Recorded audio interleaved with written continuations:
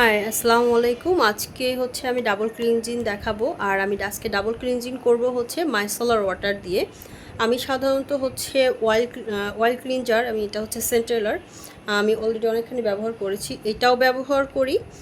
যদি খুব মেকআপ করি বা উইকে 2 থেকে 3 দিন আমি এটা ব্যবহার করি অয়েল ক্লিনজার। কারণ অয়েল ক্লিনজারটা হচ্ছে তোমার একদম পোর্সের ভিতর থেকে ডিপলি ক্লিন করে, তাই আমি অয়েল ক্লিনজার সপ্তাহে 2 থেকে 3 দিন ব্যবহার করি।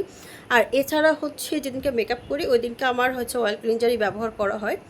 আর আজকে আমি হচ্ছে শুধু বাসায় ছিলাম, সানস্ক্রিন ব্যবহার করেছি, এই জন্য হচ্ছে শুধু আমি এটা ব্যবহার করব। এটা হচ্ছে গার্নিয়ারের মাইসেলার ওয়াটার।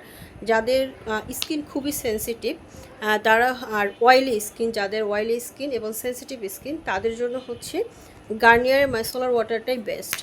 আর এছাড়া হচ্ছে যারা একটু ভারী মেকআপ করে কিংবা তোমার গার্নিয়ারের মাইসেলার ওয়াটারটা যাদেরকে স্যুট করে না বা বেশি হচ্ছে ডিপ ক্লিন করতে চাও, সেই ক্ষেত্রে কিন্তু অয়েলটাই বেস্ট। আমি আজকে জাস্ট হচ্ছে বাসায় ছিলাম সারাদিন, আর সানস্ক্রিন ব্যবহার করেছি, কোনো ধরনের মেকআপ ব্যবহার করিনি। তো আমি দেখাচ্ছি যে কিভাবে হচ্ছে আমাদের ফেস থেকে প্রতিদিন ময়লা ওঠে। হ্যাঁ, এটা কিন্তু ক্লিন ছিল একদম। আর তোমরা হচ্ছে ফেজের সাথে সাথে নেকের মানে গলার এরিয়াটাও হচ্ছে ভালো করে পরিষ্কার করে নিবা, এতে করে আমাদের গলায় যে ডাস্টগুলো হয় বা ধুলাবালি হয় ওগুলো চলে যাবে।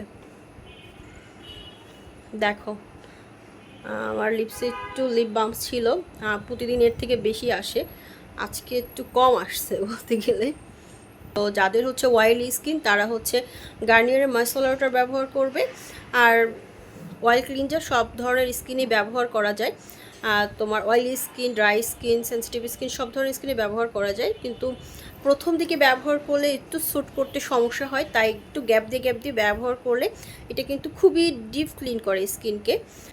তো আমি এখন হচ্ছে একটা ফেস ওয়াশ দিয়ে আমার ফেসটাকে ওয়াশ করে তারপর রাতের স্কিন কেয়ার আমি কমপ্লিট করব।